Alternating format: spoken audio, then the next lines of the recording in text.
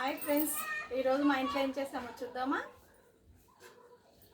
Fingers, తర్వాత white rice, వేడి వేడి వైట్ రైస్ చూడండి. వైట్ రైస్ ఒకటి, ఇంకా మళ్ళీ తర్వాత ఇది పెరుగన్నం ఒక సైడ్ వేసేసుకుంటున్నాను. ఇది పెరుగన్నం. తర్వాత వచ్చేసి టమాటా పప్పు చూడండి. టమాటా పప్పు ఎంత బాగుంది, చాలా బాగుంది. టమాటా పప్పు సూపర్గా ఉంది. టమాటా పప్పు అయితే టమాటా పప్పు, ఫింగర్స్, టమాటా పప్పు, ఫింగర్స్, వైట్ రైస్, తర్వాత వచ్చేసి కర్డ్ రైస్ అంటే పెరుగన్నం. ఇది వచ్చేసి పెరుగన్నము, ఇది వచ్చేసి టమాటా రైస్, ఇవేమో ఫింగర్స్.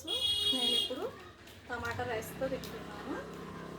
మీరు తిన్నారా తినలేరా ఫ్రెండ్స్? నేనైతే తింటున్నాను. మా ఇంట్లో వచ్చేసి ఇవి, మీ ఇంట్లో ఏం చేసుకుని కామెంట్ బాక్స్లో కామెంట్ చేయండి.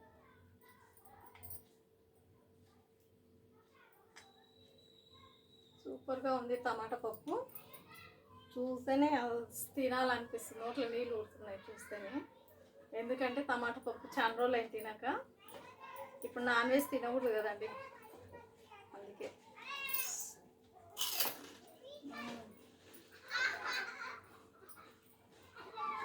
నాకైతే అలవాటు, ఏమన్నా నలుచుకోవడానికి ఫింగర్స్ అవి ఉంటేనే తినాలనిపిస్తుంది. ఒక ముద్ద కూడా ఎక్కువ అవుతుంది కదా అన్నము. టమాటా పప్పు మాత్రం సూపర్ హైలైట్గా ఉంది. ఇంకా టేస్ట్ చేయలేదు, ఇప్పుడు టేస్ట్ చేసి చెప్తాను. వేడిగా ఉంది కదా రైస్.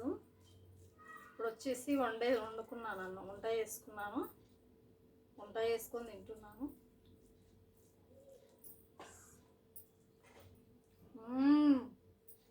సూపర్ ఉంది టమాటా పప్పు అయితే, బాబురే. ఈ పప్పులో మాంసం కూర, చికెన్, మటన్ అవసరమే లేదు అసలు, అంత బాగుంది టమాటా పప్పు.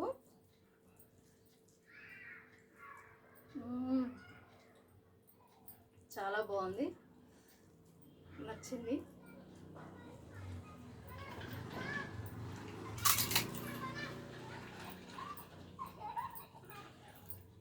కాకపోతే రైస్ వేడిగా ఉంది, అంతే. ఏం లేదు.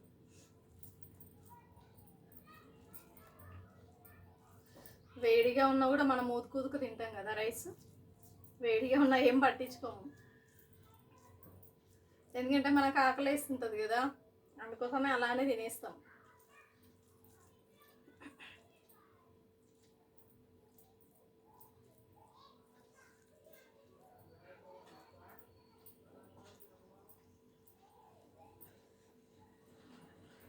పెరుగన్నం తెచ్చి చూద్దామా. కర్డ్ రైస్ మాత్రం చాలా బాగుంది చూస్తేనే. సూపర్, చల్లగా. ఎప్పుడైనా చల్లగా తింటేనే కొంచెం బాగుంటుంది. మన పొట్ట కూడా, మన కడుపుకు చల్లగా ఉండాలి, వేడిగా ఉండాలి, కూల్గా ఉండాలి, వేడిగా ఉండాలి, అంతేనా లేదా?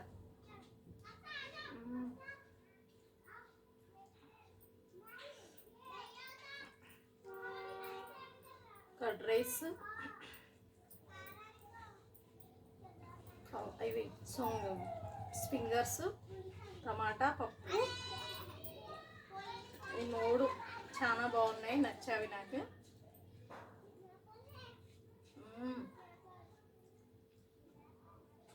సూపర్, చాలా బాగున్నాయి.